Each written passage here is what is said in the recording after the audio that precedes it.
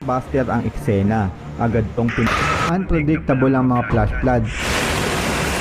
Walang sinasanto. Sa videong ito, pinagsama-sama natin ang mga interesanteng pangyayari. Halina't sama-sama nating panoorin ang mga pinakamalakas na baha na nakunan ng kamera.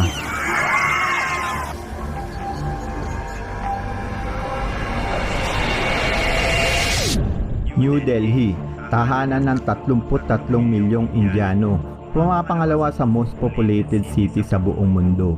Noong July 2020, matapos ang malakas na buhos ng ulan, nagulantang ang mga residente ng New Delhi, India nang tumambad sa kanila ang isang malaking butas sa kalsada. Mala blockbuster ang eksena, agad tong pinagpiestahan ng mga 800 sa lugar. Habang ang may-ari ng bahay walang magawa kundi panoorin na lang kung paano kainin ng baha ang lupa na kinatitirikan ng kanyang bahay.